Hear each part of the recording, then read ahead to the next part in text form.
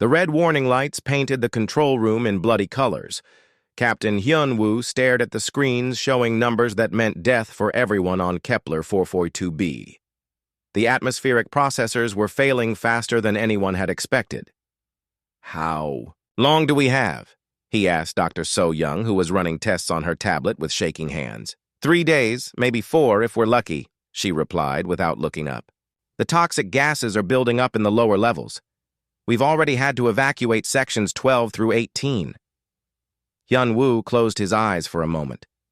50,000 people lived in this colony. Men, women, children who had come here to build a new life on this distant world. Now they were all going to die because their machines were breaking down. The colony had been doing well for 5 years. The terraforming equipment was supposed to last for decades. It was supposed to turn this harsh planet into something humans could live on without protective suits. But something had gone wrong with the main processor 3 weeks ago, and now everything was falling apart. What about the backup systems? Hyun-woo asked, though he already knew the answer. They're overloaded, replied Chief Engineer Dong-min from across the room. We're asking them to do work they weren't designed for. They'll last maybe 2 more days before they burn out completely. The captain looked around the room at his team. These were good people who had worked hard to make this colony successful. Now they all had the same look in their eyes, the look of people who knew they were going to die. Have we heard anything from Earth? He asked. Communications officer. Young-ho shook his head. Nothing, sir. The solar storm activity is still too strong. Our messages aren't getting through the interference. Even if they were, it would take months for any rescue ships to reach us. Hyun-woo walked to the big window that looked out over the colony. He could see people moving around in the dome-covered areas, going about their daily lives. Most of them didn't know yet how bad things really were. The children were still playing in the parks. Families were still having dinner together. We need to start evacuation procedures, he said quietly. Evacuate to where? Asked Dr. So-young. The planet's surface is toxic. Our ships don't have life support for 50,000 people. We can't even get them off the ground with this many passengers. Then we save who we can, Hyun-woo said, hating every word. We start with the children and essential personnel. The room went quiet. Everyone knew what that meant. Most of the colonists would stay behind and die. Dong-min was the first to speak. There has to be another way. We can't just give up. I'm not giving up, Hyun-woo replied. I'm being realistic. If we can save even a few thousand people, that's better than losing everyone. Dr. So-young looked up from her tablet. Wait, I'm picking up something on the long-range sensors. What kind of something? Hyun-woo asked, moving to look at her screen. It's faint, but there's definitely a ship out there. It's not one of ours. Young-ho quickly switched his equipment to scan mode. She's right. There's definitely something approaching. It's small, much smaller than any Earth ship. How small? Asked the captain. Maybe 1/10 the size of our transport vessels. I've never seen anything like it. Hyun-woo felt a tiny spark of hope, but he tried not to let it grow too big. Could it be a rescue ship? Maybe Earth sent something faster than we thought possible? Dr. So-young was shaking her head. The design doesn't match anything in our databases. This isn't human technology. The room went quiet again, but this time it was a different kind of quiet. Everyone was thinking the same thing. They might be about to make first contact with an alien species. Under normal conditions, this would be the most exciting day in human history. But these weren't normal conditions. Are they responding to our distress signal? Hyun-woo asked. Young-ho adjusted his controls. I'm not sure. Our signal is very weak because of the interference, but they're definitely heading straight for us. How long until they arrive? At their current speed, about 6 hours, Hyun-woo made a decision. Keep monitoring them. If they try to communicate, let me know immediately. In the meantime, we continue with evacuation preparations. I don't want to bet 50,000 lives on help from strangers. The next few hours passed slowly. The alien ship and everyone was sure it was alien now, continued its steady approach. It didn't respond to any attempts at communication, but it didn't act hostile either. It just kept coming. The atmospheric readings kept getting worse. 2. More sections of the colony had to be evacuated as toxic gases leaked in through failing seals. The backup processors were running at dangerous levels, and everyone knew they wouldn't last much longer. Dr. So Young had been running calculations all day. Even if this alien ship wants to help, she told Hyunwoo privately, what can they do? One small ship can't evacuate 50,000 people. Maybe they have advanced technology, he replied, but he didn't sound convinced. Maybe they can fix our processors. Maybe, she said, but her voice showed she didn't believe it. When the alien ship finally arrived, it was even smaller than the sensors had suggested. It looked old and patched together like something built from spare parts. The hull was covered with repairs and modifications that made it hard to tell what the original design had looked like. It doesn't look very advanced, Dongmin observed. Maybe that's good, said Hyunwoo. Advanced civilizations might not care about helping us. These people might be more willing to understand what it's like to struggle. The alien ship moved, slowly into orbit around the planet. For an hour, nothing happened. Then Young Ho's equipment started beeping. They're trying to communicate, he said excitedly. The signal is very basic, almost primitive, but it's definitely an attempt at first. Contact. Can you establish a connection? Working on it. Their technology is so different from ours that it's hard to find a common frequency. It took another hour, but finally Young Ho managed to establish a basic audio link. The voice that came through the speakers was unlike anything any human had ever heard. It sounded like wind blowing through metal tubes, but somehow it formed words that the translation software could work with. Greetings, unknown beings. We are the Keth. We receive distress signals. Do you require assistance? Hyunwoo stepped forward to the communications panel. This was the most important conversation in human history, and he had to get it right. Greetings, Keth. I am Captain Hyunwoo of the human colony on this planet. We are in great danger. Our life support systems are failing. We have 50,000 people who will die within days without help. There was a long pause. Then the alien voice spoke again. We understand. We will help. Prepare to receive our engineers. Just like that, as simple as offering to help a neighbor. Fix a broken fence. An alien species had agreed to try to save 50,000 human lives. Hyunwoo felt tears in his eyes as he looked around the control room at his people, who were all staring at the speakers in amazement. Thank you, he said into the microphone. Thank you so much. It is what civilized beings do, came the reply. 4. The first time in weeks, Captain Hyunwoo allowed himself to hope that his people might actually survive. The first Keth shuttle landed in the colony's main docking bay 12 hours after first contact. Captain Hyunwoo stood with his senior staff, waiting to meet their potential saviors. Nobody knew what to expect from humanity's first alien visitors. The shuttle door opened with a hiss of escaping air. What emerged was nothing like the movies had prepared them for. The Keth were tall and thin, almost fragile-looking. Their skin was pale blue-gray, and they moved with careful, deliberate steps. They wore simple work clothes that looked practical rather than impressive. Everything about them seemed gentle and unhurried. The leader stepped forward and made a gesture that might have been a bow. When he spoke, his voice came through a translation device attached to his chest. I am Captain Veltan of the Keth ship. Wind through stars. We came as quickly as we could. Hyunwoo stepped forward and offered his hand. The Keth captain looked at it for a moment, then carefully reached out and touched it with his own long, thin fingers. I am Captain Hyunwoo. Thank you for coming. We didn't know if anyone would hear our distress call. Distress calls travel. Far in the darkness, Veltan replied. Sometimes they reach those who understand what it means to need help. Behind the captain came 6 other Keth, all carrying what looked like toolboxes and equipment cases. Dr. So-Young noticed that their tools were old but well-maintained, like instruments passed down through generations. Our engineer Quenhal will. Examine your atmospheric systems, Veltan explained. We have experience with failing life support. Our own people have faced such problems many times.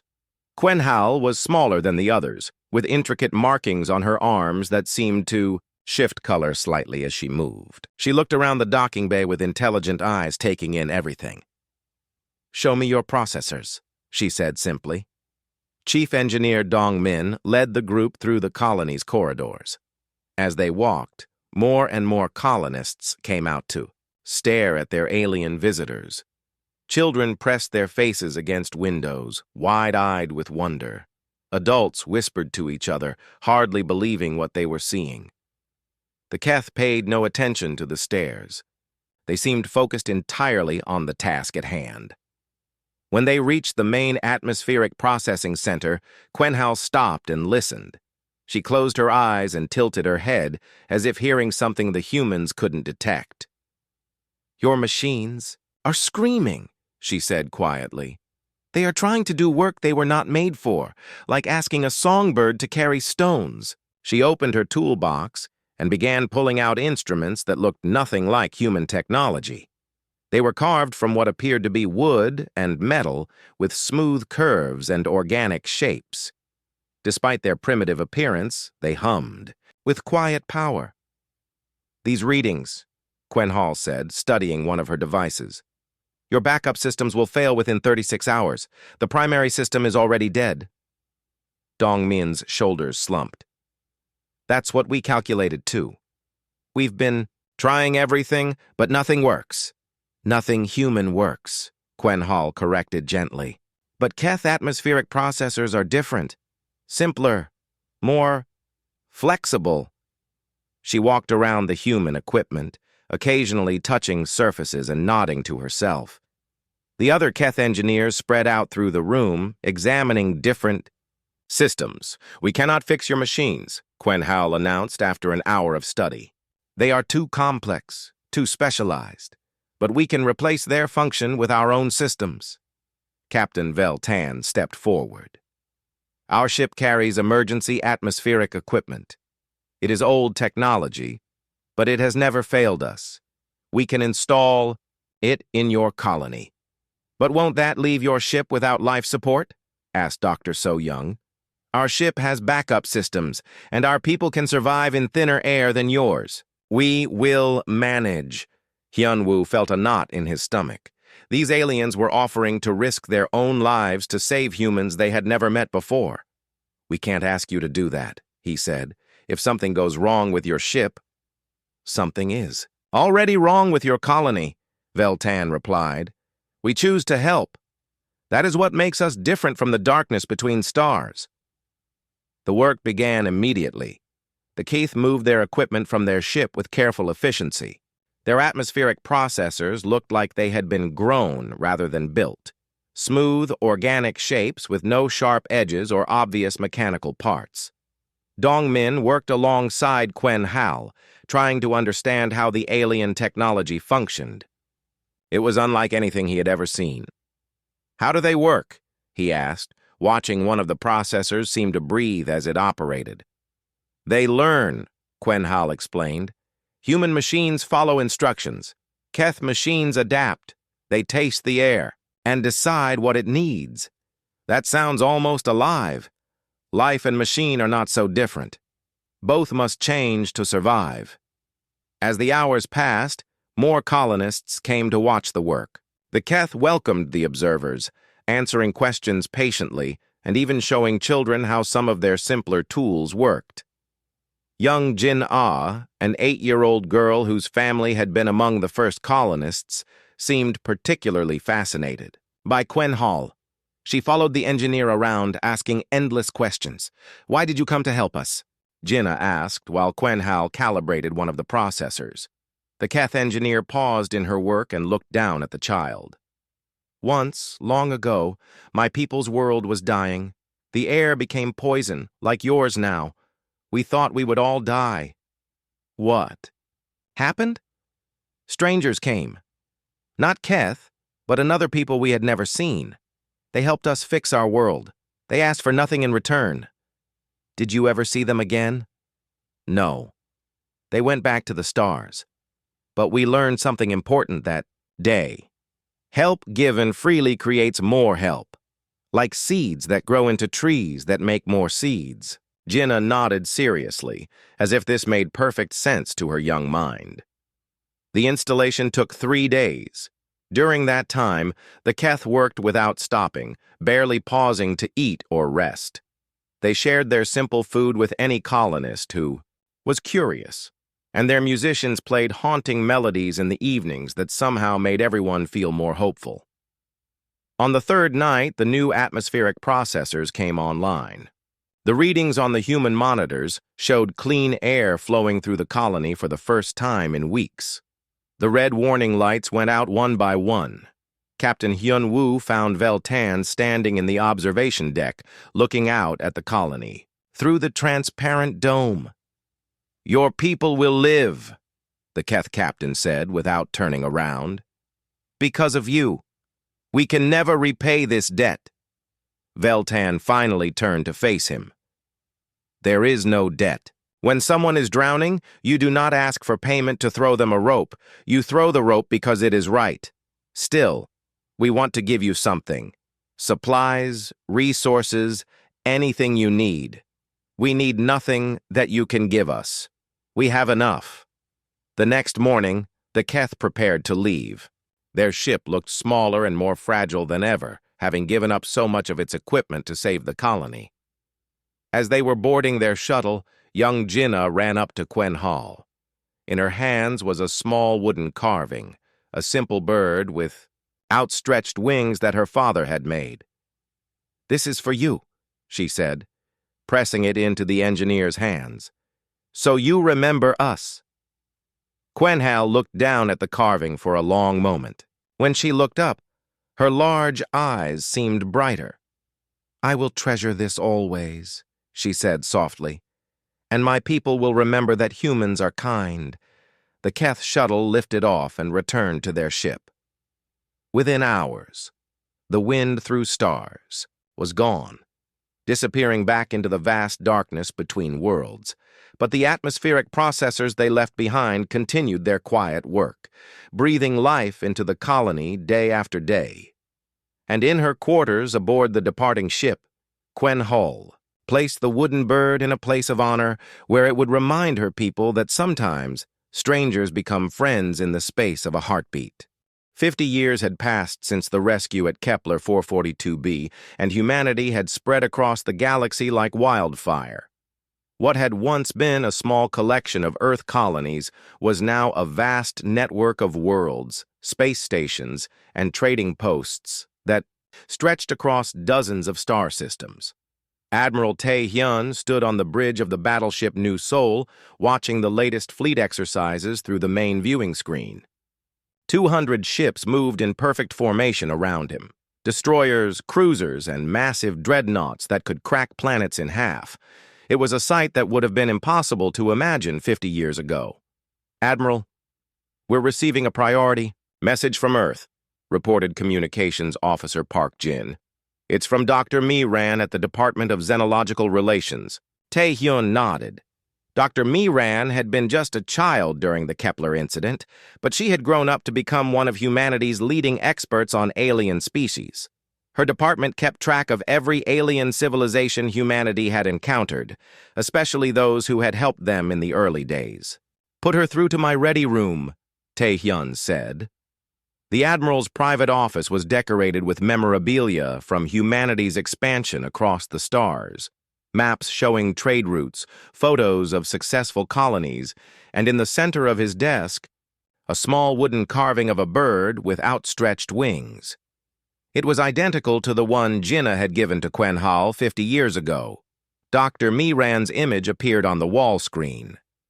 She looked tired but determined, as she always did when dealing with interspecies relations. "Admiral, I need to brief you on the current status of the Keth Collective," she began without preamble. "Our latest intelligence reports show they're facing some serious problems." "What kind of problems?" Tae-hyun asked. leaning back in his chair. Economic, mainly. The galactic community has been less than kind to them over the years. Most species consider them backward because of their old technology. They've been squeezed out of profitable trade routes and ignored in most diplomatic meetings. Tae-hyun frowned. That doesn't sound right. The Keth are good people. I agree, but we're one of the few species that thinks so. To everyone else, they're just a minor civilization with nothing to offer. Their ships are old, their technology is simple, and they don't have valuable resources to trade. What about us? Haven't we been helping them? Dr. Miran smiled for the first time in the conversation. Oh, yes. We've been helping them. Every human ship that passes through Keth space stops to offer assistance. We've been sharing technology, providing medical supplies, and offering favorable trade agreements. But we've been doing it quietly. Why quietly? Because that's how the Keth prefer it. They don't want to be seen as dependent on humanity. They have their pride. Even if they're struggling. Tae-hyun picked up the wooden bird from his desk and turned it over in his hands. Every human military officer carried one of these carvings. They were mass-produced now, but each one was hand-carved by volunteers who wanted to remember what the Keth had done for humanity. How bad is their situation? He asked. Bad enough that some of our analysts think they might not survive as an independent civilization much longer. The bigger powers are pressuring them to join larger alliances or face economic isolation. And if they join these alliances, they'll lose their independence. Probably end up as a client state providing cheap labor for more advanced species. Tae-hyun stood up and walked to his window, looking out at the human fleet. When he had been young, humanity had been the one facing extinction on a distant colony. Now they commanded one of the most powerful military forces in the galaxy. The irony wasn't lost on him. What does Earth Command want me to do about it? He asked. Nothing official, but President Chang-ho wanted you to know that if the Keth ever ask for help, we should be ready to respond immediately. Understood. Is there anything else? Dr. Miran hesitated. There's been some talk in the Galactic Council about humanity's relationship with minor species. Some of the bigger powers think we're too soft, too willing to help civilizations that can't help themselves. Let them think that, Tae-hyun replied. Better to be thought soft than to be thought heartless. After the call ended, Tae-hyun remained standing at his window. Around him, the human fleet continued its exercises. These ships represented the culmination of 50 years of rapid expansion and technological development. Humanity had grown strong. Quickly, perhaps too quickly for some other species' comfort, but that strength had come with responsibility. Every human ship carried detailed records of species that had helped humanity in the past. Every captain knew the stories of assistance given when humanity was weak and desperate. And every human remembered that they had once needed saving. 3 days later, Tae-hyun received another message. This one was from Captain Woo Jin of the cargo vessel Generous Heart, currently traveling through Keth space. Admiral, I thought you should see this, Woo Jin said when the connection was established. We've been visiting Keth colonies for the past month, and their situation is worse than our reports indicated. The image switched to show the bridge of a Keth vessel. It was clearly old, with patches and repairs covering most surfaces. The Keth crew looked tired and worried. This is Captain Morthal of the Quiet Wind, Woo Jin continued. His ship broke down 3 days ago and they've been drifting ever since. We're towing them to the nearest repair station, but he tells me this kind of thing happens all the time. Now! They can't afford new ships or even proper maintenance for their old ones. Tae-hyun studied the Keth captain's face on the screen. There was dignity there, but also deep concern. This was a proud people being slowly crushed by circumstances beyond their control. Have they asked for more substantial help? Tae-hyun asked. No. Sir? They haven't. Captain Morthal says the Keth don't want to be a burden to anyone. They're trying to handle their problems themselves. But they can't. No, sir, they can't. At this rate, the Keth Collective will collapse within a decade, not from war or disaster, just from slow economic strangulation. That night, Tae-hyun called a meeting of his senior staff. In the conference room of the New Seoul, 12 of humanity's finest military officers gathered around a holographic display, showing Keth space. "Ladies and gentlemen," Tae-hyun began, "I want to talk about gratitude." Commander Yuna, his second-in-command, raised an eyebrow. "Sir? 50 years ago, the Keth saved 50,000 humans from certain death. They risked their own ship and crew to help people they had never met. They asked for nothing in return." The room was quiet. Everyone knew the story. Today, those same Keth are facing extinction, not from war, but from neglect. The galaxy has decided they're not worth paying attention to. Captain Seok-jin leaned forward. "What are you suggesting, Admiral?" "I'm not suggesting anything yet, but I want all of you to think about what humanity owes to the Keth, and I want you to think about what kind of people we want to be." Lieutenant Hae-jin, the youngest officer present, spoke up. "My grandmother was on Kepler 442b, sir. She always said the Keth taught humanity something important that day." "What was that?" "That helping someone doesn't make you weak. It makes you stronger." Tae-hyun smiled. "Exactly. The question is, are we strong enough to help when helping might be difficult?" The meeting lasted 3 hours. By the end, every officer in the room understood that humanity was preparing for something big. They didn't know what yet, but they could feel the weight of 50 years of gratitude pressing down on them. As the officers filed out, Commander Yuna stayed behind. "Admiral, are we really considering military intervention to save the Keth?" Tae-hyun looked out at the stars through the conference room window. "I don't know, Commander, but I do know that we're not the same species that almost died on Kepler 442b. We're stronger now, more capable, and strength that isn't used to protect the weak isn't really strength at all." The message arrived on a Tuesday morning, transmitted across half the galaxy to reach human space. It was brief, formal, and terrifying in its simplicity. Commander Woo Jin read it 3 times before he fully understood what he was looking at. He was aboard his cargo ship Generous Heart, docked at Keth Prime Station for routine trade when the communication came through. "Captain Veltan of the Keth Collective requests immediate communication with human representatives." The message read, "Matter of extreme urgency regarding species survival." Woo Jin had met Veltan before during his regular visits to Keth space.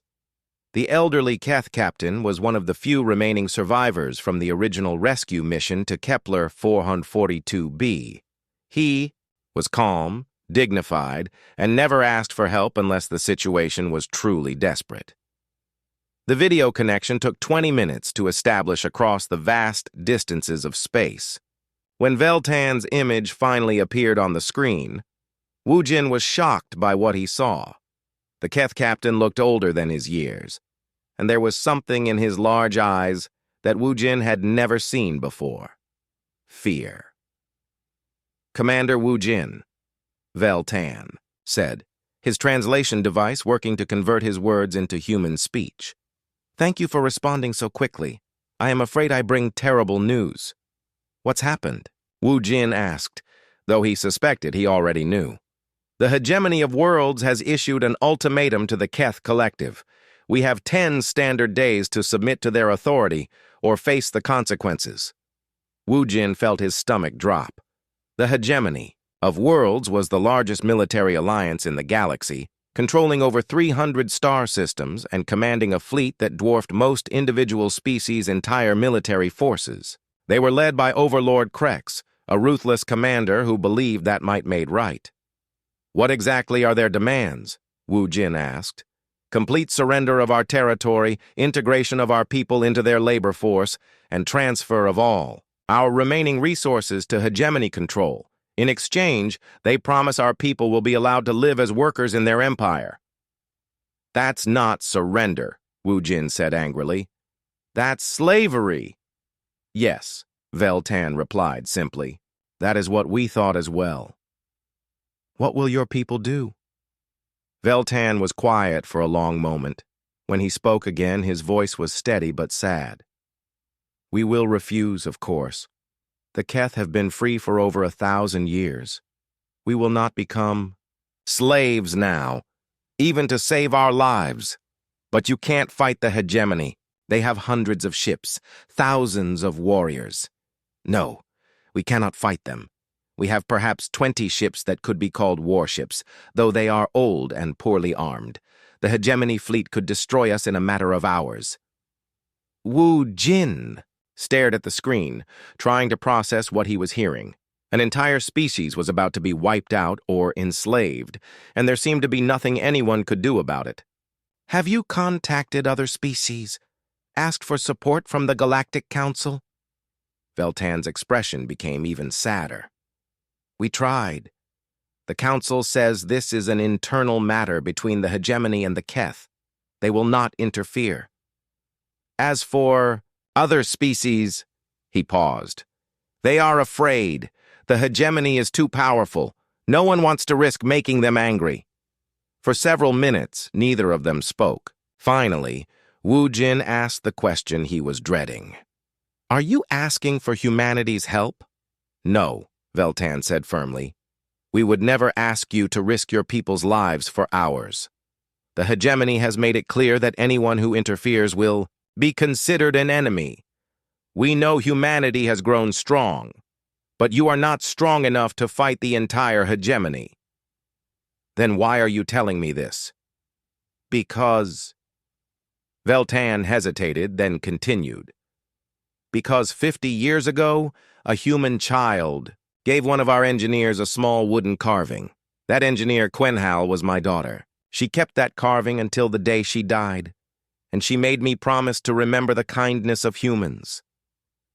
Wu Jin felt tears in his eyes.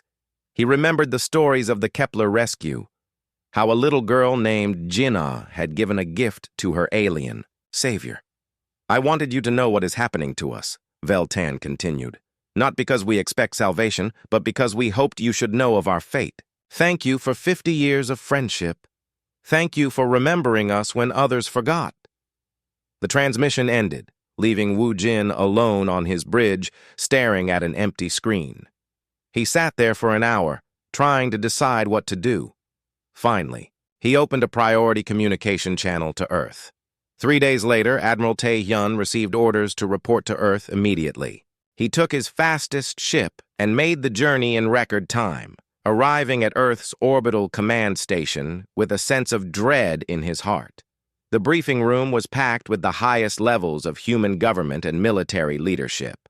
President Chang-ho sat at the head of the table, looking older than his years. Around him were the chiefs of staff, the directors of intelligence agencies, and representatives from every major human colony. Gentlemen, ladies, the president began without preamble. We have a situation. The hegemony of worlds is about to commit genocide against the Keth Collective. General Yuna, who had been promoted to head of military planning, activated a holographic display showing the current positions of hegemony and human forces. Their fleet is already moving into position, she reported. Intelligence estimates, they have over 400 warships approaching Keth space. That's roughly twice the size of our entire navy. What are our options? Asked Defense Minister Park Won. Diplomatically? None. The hegemony has made it clear this is not negotiable. The Galactic Council is too afraid to intervene. Militarily? She paused. We could evacuate some of the Keth population, maybe save a few 100,000 people. But we couldn't save all of them, and we certainly couldn't save their civilization. What about a direct military response? Asked Admiral Tae-hyun. The room went quiet. Everyone knew what he was suggesting. Admiral, said President Chang-ho, carefully, are you suggesting we go to war with the hegemony of worlds to protect the Keth? I'm asking what our obligations are to the people who saved 50,000 human lives 50 years ago. Intelligence Director Kim Soo spoke up from across the table. The cost analysis is clear. A war with the hegemony would likely result in millions of human casualties. We might lose entire colonies. Even if we won, which is unlikely, the price would be enormous. And if we do nothing, Taehyun asked, the Keth die or become slaves, but humanity survives and continues to prosper. That's a hell of a choice, muttered someone from the back of the room. President Chang-ho stood up and walked to the large window that looked out over Earth. The planet below was blue and green and beautiful, home to 12 billion humans who had no idea their government was debating whether to risk everything for an alien species most of them had never heard of. Tell me about the Kepler incident again, he said quietly. Dr. Miran, now elderly but still sharp, cleared her throat. 50,000 colonists facing certain death. The Keth risked their own ship and crew to save people they had never met. They asked for nothing in return except the knowledge that they had done the right thing. And in the 50 years since, every human ship that encounters the Keth offers assistance. We've shared technology, provided medical aid, offered favorable trade agreements, but we've done it quietly, without fanfare. Why? Because that's what the Keth wanted. They didn't want to be seen as dependent on us. They wanted to maintain their dignity. President Chang-ho turned back to face the room. So for 50 years, we've been helping them because we felt grateful. Now they're facing extinction, and they're not even asking for our help because they don't want us to suffer for their sake. That's correct, sir. The president was quiet for a long time. Finally, he spoke again. I want every person in this room to think about what kind of species we want to be. Do we want to be the kind of people who forget their debts when paying them becomes expensive? Or do we want to be worthy of the gift the Keth gave us 50 years ago? The meeting lasted 14 hours. By the end, everyone in the room understood that humanity was facing the most important decision in its history. The emergency session of the Human High Council had been going on for 18 hours. In the great chamber beneath the mountains of Switzerland, representatives from every human world sat in heated debate. The air was thick with tension and the weight of an impossible decision. President Chang-ho looked around the circular chamber at the faces of humanity's leaders. Some looked determined, others frightened. All of them understood that whatever they decided in the next few hours would define humanity's place in the galaxy for generations to come. The numbers are clear, said Colonial Representative Li Min from the Outer Rim worlds. The hegemony has 400 warships. We have maybe 200 that could match their firepower. Even if we mobilized every ship in human space, we'd still be outnumbered 2-1. Numbers aren't everything, replied Admiral Tae-hyun from the military section.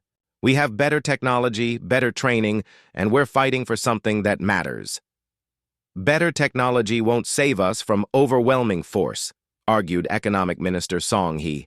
If we lose this war, humanity could be set back centuries. Entire colonies could be destroyed, millions could die. Dr. Miran stood up slowly. At 93 years old, she was one of the oldest people in the chamber, and her voice carried the weight of decades of experience. May I remind everyone why we're here? She said, her voice cutting through the arguments. 50 years ago, the Keth saved 50,000 human lives. They didn't ask what we could give them in return. They didn't calculate the risks to their own people. They saw others in need, and they helped. That was 50 years ago, said Representative Kim Jae from the industrial worlds. The situation is completely different now. Is it? Dr. Miran asked. People are still facing death. The strong are still threatening the weak. The only difference is that now we're the ones who have to choose whether to help. General Yuna activated a holographic display showing the latest intelligence reports. The hegemony fleet will reach Keth space in 6 days. If we're going to act, we need to decide now. President Chang-ho stood up. Before we make this decision, I want everyone to hear from someone who was there 50 years ago. A door at the side of the chamber opened, and an elderly man walked slowly to the center of the room. Dr. Sang-woo was 91 years old, bent with age but still sharp of mind. He had been the chief medical officer on Kepler 442b during the crisis. In his weathered hands, he carried a small wooden carving of a bird with outstretched wings. The original gift that young Jinnah had given to Quen Hall all those years ago had been copied millions of times, but this was the first one, carved by Jinnah's father in those desperate days when death seemed certain. I was there when we thought, "We were all going to die," Dr. Sang-Woo said, his voice quiet but carrying clearly through the chamber. I held children who were struggling to breathe poisonous air. I watched families say goodbye to each other because we thought there was no hope. He held up the wooden bird. Then the Keth came, not because they had to, not because it was profitable, not because it was safe. They came because it was right. The chamber was completely silent. They risked their own ship, their own lives, for people they had never met, and when we tried to thank them, they said it was simply what civilized beings do. Dr. Sang-Woo looked around the room, meeting the eyes of as many representatives as he could. Now those same people are facing extinction. They're not asking us to save them because they don't want us to suffer for their sake. But I'm asking you, what does it mean to be civilized? What does it mean to be human? He placed the wooden carving on the central podium and walked slowly back to his seat. The debate continued, but something had changed in the room. The arguments were the same, but they sounded different now, smaller, more selfish. Representative Park Soo from the mining colony stood up. My grandfather was on Kepler 442b. He used to tell me stories about the Keth engineers who worked for 3 days straight to save our people. He said they shared their food with our children and played music to keep everyone's spirits up while they worked. My colony was established with Keth atmospheric processors, added Representative Jung Woo from the agricultural worlds. When our original equipment failed, the Keth sold us their backup systems at cost. They could have demanded any price, but they barely charged us enough to cover their expenses. More representatives began sharing their own stories. For 50 years, every human who had encountered the Keth had stories of quiet kindness, of help given freely, of a people who seemed to understand that civilization meant taking care of each other. President Chang Ho listened to it all, weighing every word. Finally, he called for quiet. I want to hear from our military leaders, he said. Admiral Tae-hyun, if we decide to fight, what are our chances? The admiral stood up. Honestly, in a straight fight, we'd probably lose. The hegemony has more ships, more experience with large-scale warfare, and they're not fighting to protect anyone else. They're fighting to conquer. Then you're recommending we don't fight? No, sir. I'm recommending we don't fight a straight fight. General Yu-na activated another display. We've been analyzing hegemony tactics for years. They're used to overwhelming smaller forces with superior numbers. They're not used to fighting an enemy that's willing to take significant risks. What kind of risks? Asked the president. The kind the Keth took 50 years ago, Admiral Tae-hyun replied. The kind that says some things are more important than survival. The chamber erupted in arguments again. Some representatives accused the military of being suicidal. Others argued that humanity had a moral obligation that transcended simple survival. In the middle of the chaos, a young voice spoke up. Representative Han-na from the newest human colony was only 28 years old, making her the youngest person in the chamber. May I say something? She asked. The room gradually quieted. I've been listening to all these arguments about numbers and risks and probabilities, she said. But I keep thinking about something my grandmother told me. She was Jinnah Kim, the little girl who gave the wooden bird to the Keth engineer. A murmur went through the chamber. Many people knew the story, but few had realized that Jinnah's granddaughter was among them. My grandmother lived to be 97 years old, Han-na continued. She spent her whole life working to help other species, to build bridges between civilizations. She said the Keth taught her the most important lesson of her life. What was that? Asked President Chang Ho. That civilization isn't about how big your armies are or how many worlds you control. It's about what you do when someone needs help, and helping them might cost you everything. Hanna looked around the room. My grandmother would say that if we abandon the Keth to save ourselves, we're not the same species they saved 50 years ago. We're something smaller, something less. The president called for a recess.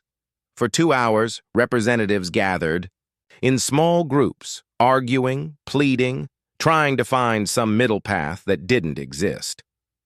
When they reconvened, President Chang Ho took the podium one final time. "We're going to vote," he announced. "But before we do, I want everyone to understand what we're really deciding. We're not just choosing whether to fight a war.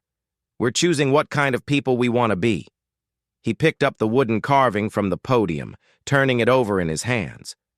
"The question before us is simple. Do we honor our debts even when honoring them might destroy us? Or do we choose survival over honor?" The vote was closer than anyone had expected.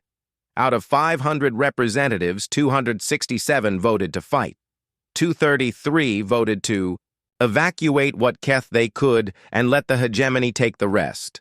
President Chang Ho looked at the results for a long time. Finally, he spoke. "The motion passes. Humanity will defend the Keth Collective against the hegemony of worlds." The chamber erupted in cheers and arguments. Some representatives stormed out in protest. Others wept with relief or fear. But the decision was made. In 6 days, humanity would either prove worthy of the gift the Keth had given them 50 years ago, or they would die trying. The message went out across human space 12 hours after the vote. It was simple, direct, and unlike anything the galaxy had ever seen before. To all human colonies, stations, and vessels, the Keth Collective faces extinction at the hands of the hegemony of worlds. The Keth saved 50,000 human lives 50 years ago when they had no reason to help us. Now we will save them. All available ships and personnel are requested to report for duty immediately. This is not a draft. This is a call to honor. Admiral Tae-hyun stood on the bridge of his flagship New Seoul, watching the response unfold. On the tactical displays, what he saw amazed even him.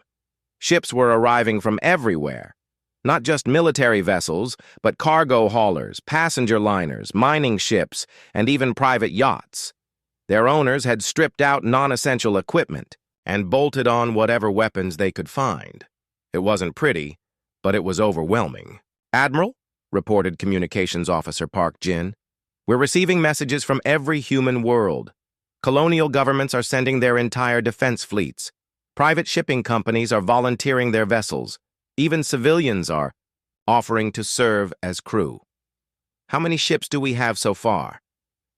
"As of this morning, sir, 812 vessels have reported for duty. More are arriving every hour." Tae-hyun stared at the numbers.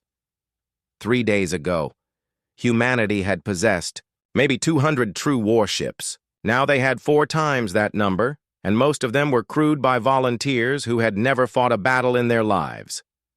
Captain Seok-jin approached from the tactical station. "Admiral, I've been analyzing the volunteer fleet. Most of these ships weren't designed for combat. A cargo hauler with mining lasers strapped to its hull isn't going to last long against hegemony battleships." "No," Tae-hyun agreed, "but 1,000 cargo haulers might accomplish what 200 battleships can't." The preparations continued around the clock. Human engineers worked frantically to convert civilian vessels into fighting ships. Weapons were stripped from asteroid mining operations and mounted on cargo holds. Defensive shields designed to protect against space debris were reinforced to stop enemy fire. Dr. Miran arrived on the flagship 2 days before the fleet was scheduled to depart. She looked exhausted but determined. "I've been coordinating with our intelligence networks," she told Admiral Tae-hyun in his ready room. "The response to our mobilization has been interesting." "How so?" "Most species think we've lost our minds. The Galactic Council is calling it the greatest military mistake in recorded history. Several of our allies have formally requested That we reconsider. And the hegemony? Overlord Krex issued a statement yesterday. He said humanity has clearly been infected by some kind of madness, and he's willing to cure us of it. Tae-hyun walked to his window and looked out at the growing fleet. Ships of every size and design filled the space around them, all united by the simple wooden bird insignia that had been painted on every hull. There's something else, Dr. Miran continued. We've been intercepting hegemony communications. They're genuinely confused by our response. Their analysts can't understand why we'd risk everything for a species that can't benefit us militarily or economically. Maybe that's their weakness, Tae-hyun replied. They can't understand fighting for something other than profit or power. The next day brought unexpected visitors to the fleet. 3 small, patched ships arrived flying Keth identification codes. The lead vessel requested permission to dock with the flagship. Captain Veltan came aboard with a small delegation of Keth officers. The elderly alien looked even more fragile than he had in the transmission to Commander Wu Jin, but his eyes burned with fierce determination. Admiral Tae-hyun, he said through his translation device, we came to ask you to stop this madness. I'm sorry. You cannot sacrifice your entire species for ours. The cost is too great. Please, take our people who wish to leave and let the rest of us face our fate with dignity. Tae-hyun studied the Keth captain's face. Is that what you want? To face extinction alone? What I want doesn't matter. What matters is that our debt to each other should not require you to destroy yourselves. Captain Veltan, with respect, you don't get to decide what humanity owes the Keth. That's our choice to make. The Keth delegation stayed for several hours, pleading with the human commanders to reconsider. They showed detailed analyses of hegemony military strength, tactical assessments that proved human defeat was almost certain, and casualty projections that made even hardened military officers pale. Finally, Captain Veltan played his last card. If you insist on this course, he said quietly, then the Keth fleet will fight beside you. Your 20 ships won't make a significant difference, Admiral Tae-hyun replied gently. No, but they will make a moral one. If humanity is willing to die for the Keth, then the Keth are willing to die with humanity. That evening, Admiral Tae-hyun called a meeting of all ship captains. The conference room of the New Sol had been expanded with holographic displays to accommodate representatives from over 800 vessels. Ladies and gentlemen, he began, tomorrow we depart for Keth space. I want everyone to understand exactly what we're facing.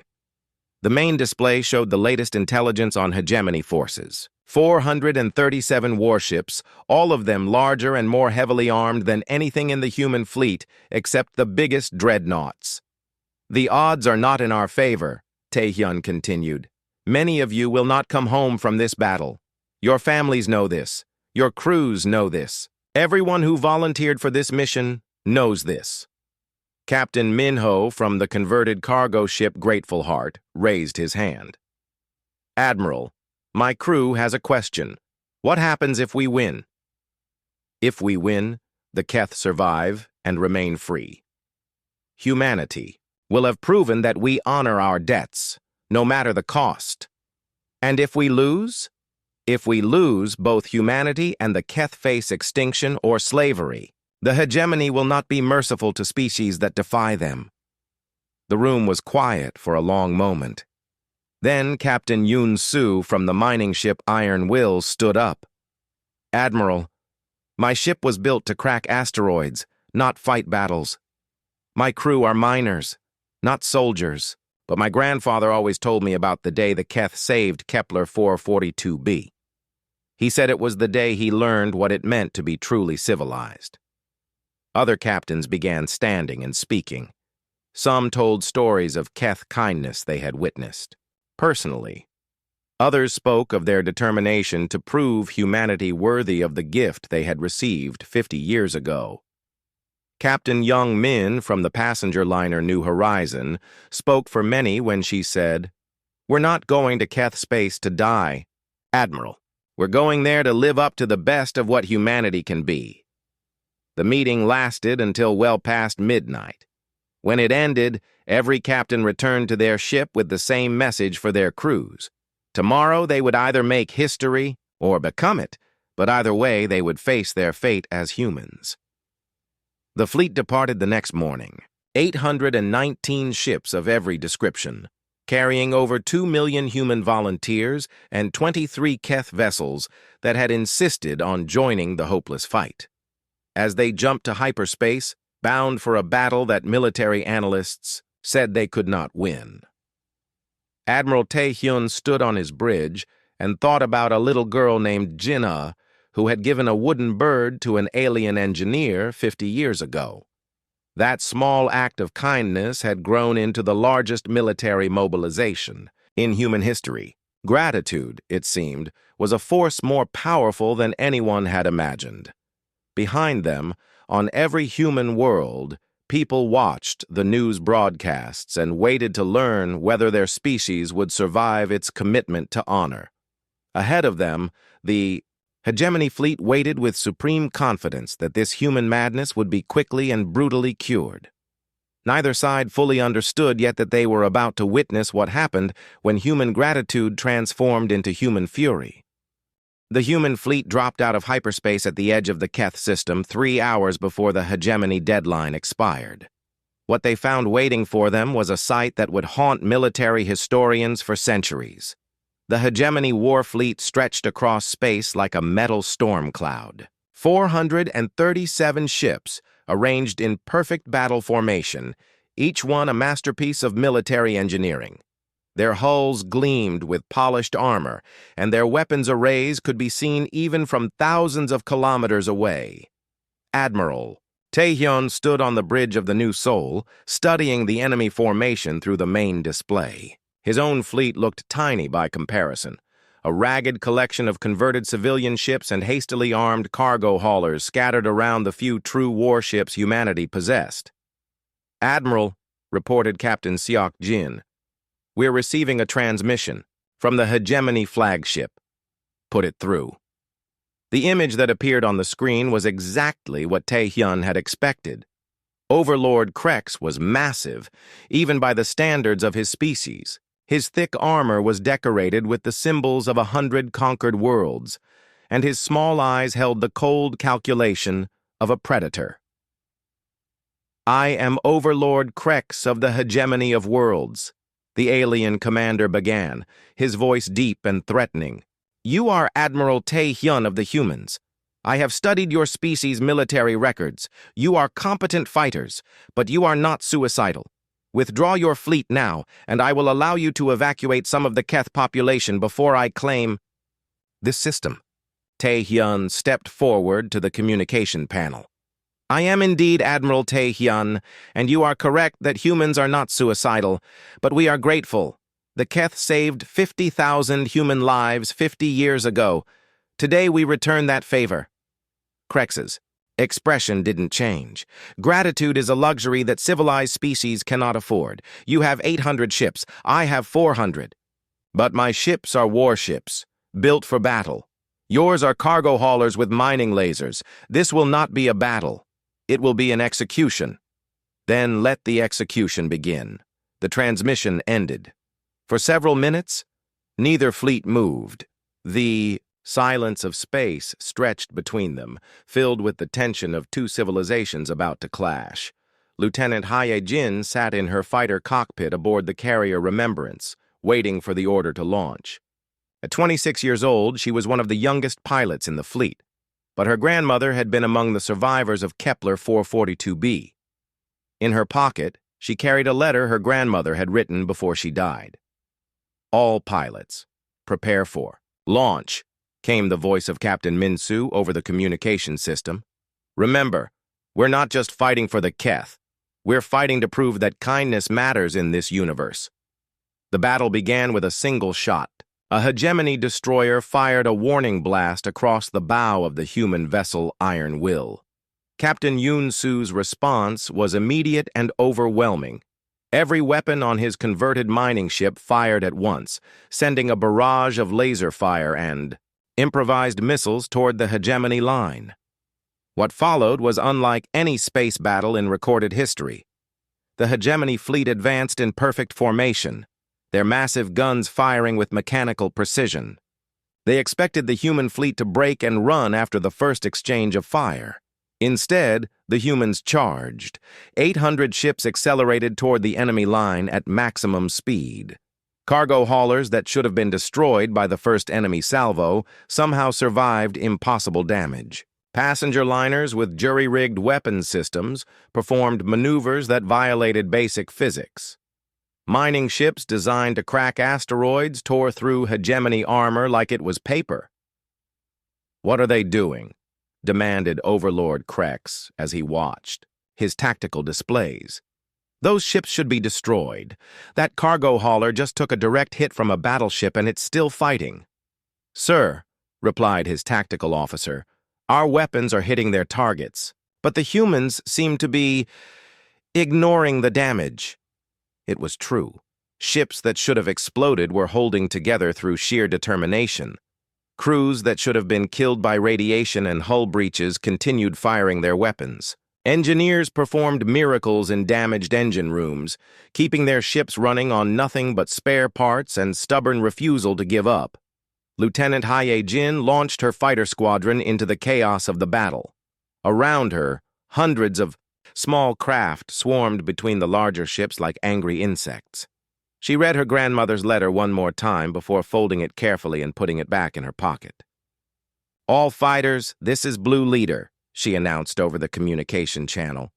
"My grandmother always told me that the Keth taught humanity the most important lesson we ever learned. Today, we show the galaxy what that lesson was." "What lesson was that, Blue Leader?" asked one of her squadron mates. "That gratitude isn't just remembering kindness, it's becoming worthy of it." Her squadron dove into the enemy formation, their small fighters dancing between massive battleships. They were outnumbered 10-1, but they fought with a fury that shook veteran hegemony pilots. Aboard the new Seoul, Admiral Tae Hyun watched the battle unfold with amazement. His ragtag fleet was not just holding its own against the hegemony, it was winning. "Admiral," reported Captain Seok Jin, "we've destroyed 17 enemy ships and damaged 43 others. Our own losses are surprisingly light." "How light?" 37. Ships lost, 89 damaged but still fighting. Tae Hyun stared at the numbers. By all military logic, half his fleet should have been destroyed in the first 10 minutes of battle. Instead, they were matching the enemy ship for ship. "Sir," came another report. "The Grateful Heart just rammed a hegemony cruiser. Captain Min Ho's last transmission was, 'For the Keth who saved my children's future.'" All across the battlefield, similar acts of impossible courage were taking place. The passenger liner New Horizon had positioned itself between a damaged Keth ship and 3 hegemony destroyers, absorbing devastating fire to protect the aliens who had started this whole conflict 50 years ago. The mining ship Deep Digger had somehow managed to get close enough to a hegemony battleship to use its drilling equipment as weapons, boring through armor that should have been impenetrable. Overlord Krex watched his perfect battle plan fall apart in real time. His ships were technically superior. His crews were better trained. His tactics were flawless. But the humans were fighting with something his forces couldn't match: absolute determination. "Sir," reported his communications officer, "we're receiving surrender requests from 12 of our ships. They're requesting permission to withdraw from battle." "Denied! No hegemony ship retreats." But even as he spoke, Krex could see his fleet beginning to waver. Ships that had conquered hundreds of worlds were breaking formation, trying to escape the fury of human gratitude. The turning point came when Lieutenant Haye Jin's fighter squadron managed to penetrate the defenses of the hegemony flagship. Her small craft, badly damaged and trailing atmosphere, dove directly at the bridge of Krex's massive vessel. At the last second, she ejected, but not before setting her fighter's reactor to overload. The explosion tore through the flagship's command section, leaving Overlord Krex floating in space in an emergency pod, watching his fleet scatter in all directions. Admiral Tae-hyun ordered his ships to cease fire as the surviving hegemony vessels fled the system. The battle was over. Humanity had won not through superior firepower or better tactics, but through the simple refusal to abandon those who had once helped them. As the human fleet regrouped around the Keth homeworld, Admiral Tae-hyun received a message from Captain Veltan. "Admiral," the old Keth said, his voice filled with wonder. "We have seen something today that we thought was impossible. We have seen an entire species choose honor over survival." "No," Tae-hyun replied, looking out at his battered but victorious fleet. "You saw an entire species choose to be worthy of the gift you gave us 50 years ago." 6 months after the Battle of Keth Prime, Ambassador Jung-soo stood before the reconvened Galactic Council on the neutral station of Nexus Central. The Great Chamber was packed with representatives from over 400 species, all of them, waiting to hear what humanity had to say about their shocking victory over the hegemony. The chamber itself had changed since the last time Jung-soo had been here. Where once the hegemony delegation had occupied the largest section with their massive war banners, now there were empty seats. The once mighty alliance had collapsed within weeks of their defeat, their member species scrambling to distance themselves from Overlord Krex's failed expansion. "Honored delegates," Jung-soo began, his voice carrying clearly through the translation systems. "6 months ago, many of you warned humanity that we were making the greatest military mistake in galactic history. You told us we would be destroyed, that our species would face extinction for the crime of defending our friends." He paused, looking around the chamber at faces that ranged from curious to frightened to openly admiring. "You were wrong, but more importantly, you misunderstood why we fought." The display screens around the chamber activated, showing footage from the battle. Ships that should have been destroyed continuing to fight. Crews performing impossible. Repairs under enemy fire. Cargo haulers ramming battleships in acts of desperate courage. The Galactic Council has asked me to explain how humanity defeated a force twice our size with superior technology and training. The answer is simple. We fought for something worth dying for. Representative Kilak of the Vorthan Confederacy raised a tentacle. "Ambassador Jung-soo, our military analysts have studied the battle recordings. Your forces achieved impossible results. Ships that should have been destroyed continued fighting. Weapons systems functioned far beyond their design specifications. How do you explain this?" Jung-soo smiled. "Determination, Representative Kilak. When people fight for something they truly believe in, they find ways to accomplish the impossible. But surely, there must be some technological advantage we're missing," pressed Representative Zillith from the Core Worlds Alliance. "Some secret weapon or advanced tactic." "Our secret weapon was gratitude," Jung-soo replied. 50 years ago, the Keth saved 50,000 human lives when they had no reason to help us. Every human who fought in that battle carried that debt in their heart. They would rather die than dishonor it. The chamber erupted in murmurs and discussions. Many species struggled to understand how an emotion could translate into military victory. Admiral Tae-hyun, sitting in the human delegation, stood up. "If I may address the council?" Jung-soo nodded, and the admiral stepped forward. "Honored delegates, I commanded the human fleet at Keth Prime. I watched cargo haulers fight battleships and win. I saw miners and farmers and shopkeepers become heroes, and I can tell you exactly why we won." The chamber fell silent. "We won because we were fighting for others instead of ourselves. When you fight only for conquest or profit, you can accept defeat if the cost becomes too high. But when you fight to protect those who once protected you, surrender isn't an option." Representative Thex of the Spiral Coalition spoke up. "Admiral, are you suggesting that emotional attachment makes for superior military performance?" "I'm suggesting that caring about something bigger than yourself makes you capable of things you never thought possible. Dr. Miran, now serving as Director of Interspecies Relations, activated another display. The Council has also asked about humanity's actions since the battle. I'm pleased to report that we have liberated 47 worlds that were under hegemony, occupation. The chamber stirred. This was news to many delegates. In each case, we offered the liberated species the same choice we gave the hegemony remnants: join a free coalition of worlds based on mutual aid and respect, or go their own way with our blessing and protection. And how many have chosen to join this coalition? Asked Representative Keelak.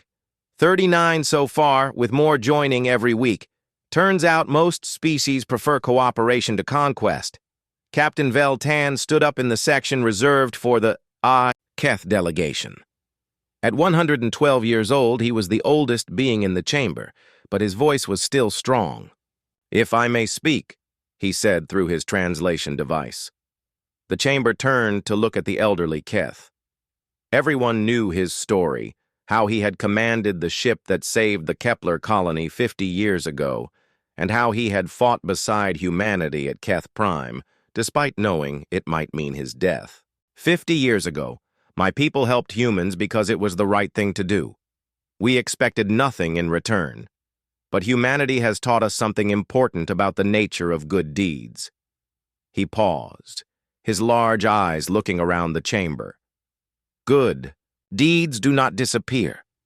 They grow, they spread, they become something larger than anyone imagined. What began as one small act of kindness has transformed an entire region of the galaxy.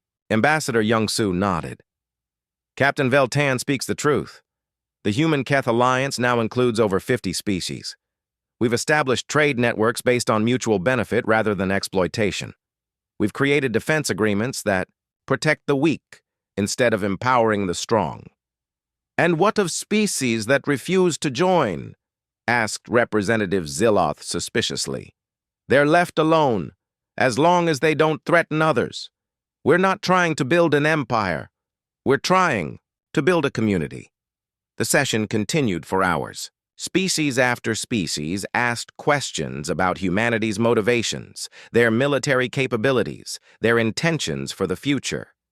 Through it all, the human delegation's answers remained consistent. They fought to protect those who had protected them, and they would continue to do so. As the session ended, Representative Morkan of the Keth approached the human delegation. She was young for a Keth, barely 60 years old, but she had been chosen to serve as the first alien officer in the human stellar navy. Admiral Tae-hyun, she said, I have a message from the new Keth Council. They want to present humanity with a gift. She handed him a small wooden carving, a bird with outstretched wings, identical to the one young Jinnah had given to Quenhall 50 years ago. But this one was carved from wood from the Keth homeworld and inlaid with precious metals from human colonies. Every ship in the Human-Keth Alliance will carry one of these, Morkan explained, to remember where it all began. That evening, Young-Soo stood in his quarters aboard the diplomatic station, looking out at the stars. Through his window, he could see ships from dozens of species, human vessels working alongside Keth atmospheric ships, former hegemony worlds flying under new flags of freedom, and countless others who had joined the growing alliance. His communication panel chimed with an incoming message from Earth. The image that appeared was President Chang-ho, now in his second term and looking more confident than he had during the crisis 6 months ago. Young-Soo, I wanted you to know that the latest reports from our new colonies are excellent. The agricultural worlds we liberated from the hegemony are already producing surplus food. The mining colonies are sharing their resources freely with species that need them. And the former hegemony military? Young-Soo asked. Most of their officers have joined our coalition forces. Turns out a lot of them were tired of fighting for conquest. They prefer fighting to protect others. Young-Soo smiled. Any word from Overlord Krex? He's in exile on a remote world with about a dozen followers who still believe in the old ways. Our intelligence suggests he spends most of his time writing memoirs that no one will publish. After the call ended, Young-soo picked up his own wooden bird carving from his desk. Every human carried one now, a reminder of the day their species learned that gratitude could literally move worlds. In his final report to Earth that night, he wrote, "The galaxy has learned that humans don't just remember those who helped them. We become the kind of people worthy of that help. And sometimes, becoming worthy means being willing to fight when others won't, to stand when others fall, and to remember kindness when the rest of the universe forgets what kindness means." Outside his window, the ships of the Human-Keth Alliance continued their patrols, protecting trade routes, helping species in need, and proving every day that civilization meant more than just survival. It meant taking care of each other, no matter the cost. The wooden birds carved by grateful humans flew among the stars, carried by beings from 100 different worlds, all united by the simple truth that kindness, once given, never truly dies. It just waits for the right moment to change everything.